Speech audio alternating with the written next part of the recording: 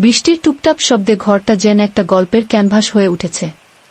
জানালার কাছে জলের রেখা গড়িয়ে পড়ছে, আর ঘরের ভেতরে কাঁপছে মোমবাতির আলো। বিদ্যুৎ চলে গেছে মিনিট 10 আগে। দাদু বসে আছেন তার পুরনো কাঠের দোলনায়। দুই নাতি, রিয়াদ আর ফারহান, কম্বলের নিচে গুটিসুটি মেরে বসে আছে, দাদুর মুখের দিকে তাকিয়ে। দাদু, একটা হরর গল্প বলো না প্লিজ, ফারহান অনুরোধ করে। ভয়ঙ্কর একটা, যেটা শুনে শরীর ঠান্ডা হয়ে যায়। রিয়াদ চোখ বড় করে বলে। দাদু কিছুক্ষণ চুপ করে থাকেন। বাইরে বিদ্যুৎ চমকায়। তারপর এক দীর্ঘ নিঃশ্বাস ফেলে বলেন, আচ্ছা, আজ তোমাদের একটা সত্যি গল্প বলি। বহু বছর আগে এইরকম এক বৃষ্টির রাতে আমি নিজেই ছিলাম সেই কুজোর পাশে। নিশির কুজো কি ছোট্ট একটা গ্রাম ছিল পাহাড়ের কোলে।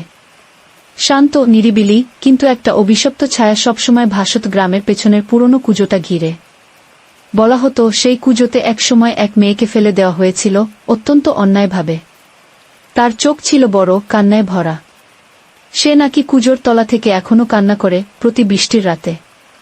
আমি তখন তরুণ। বন্ধুরা মিলে বাজি ধরেছিলাম, কে রাত 10টায় কুজোর পাশে দাঁড়াতে পারবে একা। আমি রাজি হলাম।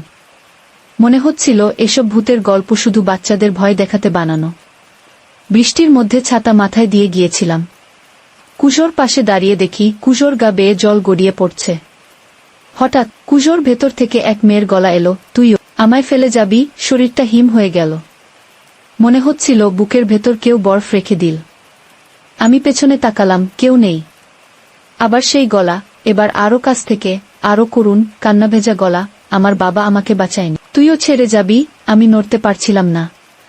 চোখের সামনে এক ঝলক আলো চমকাল, আর দেখলাম একটা ছায়া উঠে আসছে কুজো থেকে। ভেজা চুল, ফ্যাকাশে মুখ, চোখ দুটো গভীর অথচ ফাঁকা। সে আমাকে এক দৃষ্টিতে দেখছিল।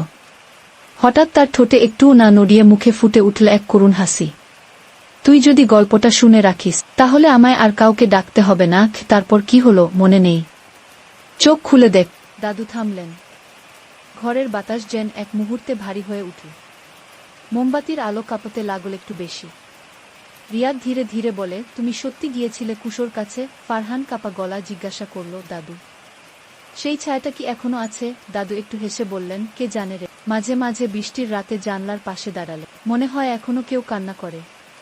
কেউ যে গল্পটা শেষ করতে চায়। একটা বজ্রপাত হলো বাইরে, ঝাঁক্ক। রিয়াদ আর